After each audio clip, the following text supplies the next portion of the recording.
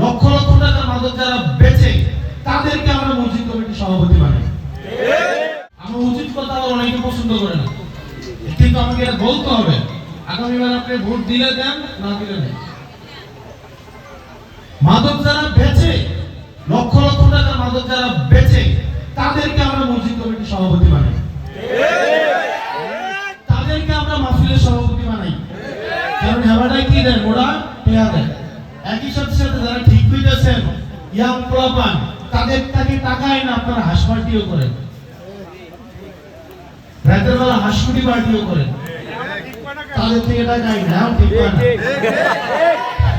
এখন দেখেন, আপনি মাদক যে খায় 200-300 টাকা খরচ করে, হয়তো সারাদিন অটো ভ্যান চালাইছে, রিক্সা চালাইছে, একটা কর্ম করে, এইটা দিয়ে মাদক সে কিনে তারে দুইটা খাই তারপর থানায় দিয়া বহুত আন্দোলন হয়, বহুত মাদক বিরোধী আন্দোলনটা ঘটে ফেলছেন।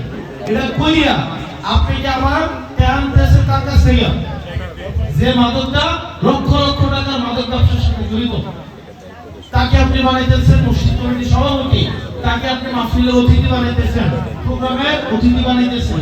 তাইলে বলেন, এটা কি মাদকের পৃষ্ঠপোষকতা হইল, নাকি আপনি পুরোটা মাদকের কি কোনোভাবে প্রতিরোধ করা যায়? করা যায়। তাইলে মাদক যারা খায় তাদের সাথে সাথে মাদকের যারা বেচে তাদেরকেও সামাজিকভাবে আমাদেরকে বয়কট করতে হবে। প্রতিজ্ঞাটা কি? মাদক ব্যবসায়ী যেই হোক, সে আমার ছেলে হোক, আমার ভাই হোক, আমার খালাতো ভাই হোক, আমার মামাতো ভাই হোক, আমরা তার পক্ষে দাঁড়াবো না। অত্যন্ত পরিতাপের বিষয়, দুঃখজনক বিষয়, মাদক ব্যবসা যারা করে, পুলিশ যদি তাদেরকে ধরে নিয়ে আসে, থানায় আসলে সাথে সাথে বিভিন্ন পক্ষে এই মাদক ব্যবসায়ীদের পক্ষে দাঁড়ানোর জন্য আমার আশেপাশে কেউ না কেউ থাকে।